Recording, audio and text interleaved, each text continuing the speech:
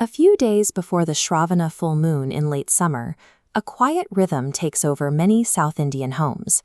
It starts with small, deliberate tasks, counting out fresh mango leaves or meticulously polishing the silver and brass until it shines. Unlike massive street processions or temple ceremonies crowded with priests, this event happens entirely inside the home. Here, the women of the household take total control of the ritual. But this routine begs a question. Why do millions of women across different states observe the exact same sequence of household tasks on this specific Friday every year? They are following a direct set of instructions, a divine blueprint passed down through ancient myth. The instructions originate in the Skanda Purana, an ancient Hindu text. It tells the story of Charumathi, a devout woman living in the prosperous town of Kundinagaram. One night, Goddess Parvati, in her form as Mahalakshmi, appears to Charumathi in a dream. The goddess gives her an exact set of steps to perform a new vow, or Vratam, promising that following these rules will secure her family's prosperity. When Charumathi wakes up, she and the women of her village immediately perform the steps. As they finish, their heavy metal bangles suddenly chime completely on their own, a physical sign the goddess accepted their offering. Charumathi's household immediately saw an influx of wealth. That success laid down a ritual procedure that South Indian women still strive to replicate today. That replication begins on a Thursday. Women sweep, mop, and mark their entryways with intricate rice flour rangolis before setting up a wooden plank called a pita to serve as a domestic altar. On Friday, this diagram shows the Kalasham assembly. A brass pot fills with water, its rim lined with mango leaves. A turmeric-scrubbed coconut seals the top.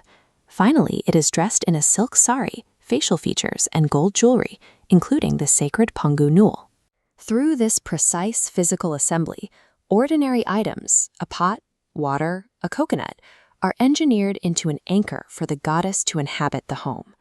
Once the vessel is ready, the women sit before it to chant specific mantras and offer naivedyam, a carefully prepared spread of sweets and fruits.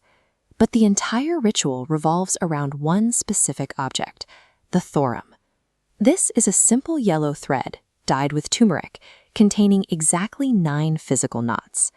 The climax of the ceremony arrives when a woman takes this 9-knotted thread and binds it to her right wrist. That knot acts as a contract. It physically ties the woman to her prayers, intending to keep the deity's protection within her household. The reason for this intense dedication is right there in the name. Vara translates to boon or wish, and Lakshmi is the goddess of wealth. This diagram illustrates the theology at work. In this tradition, performing this single vow to Varalakshmi is seen as an invocation of Ashta Lakshmi, the 8 distinct forms of the goddess. The array populates with the first boons, Dana for wealth, Danya for agricultural abundance, and Dhairya for courage. It then completes itself with Vijaya for victory, Vidya for knowledge, Santana for children, and symbols for overall health. By committing to this fast and taking on the physical labor of the ritual, the women step directly into the role of primary spiritual anchors for their families. By performing Charumathi's ancient blueprint, practitioners aim to secure an unbroken lineage of health and harmony for their household.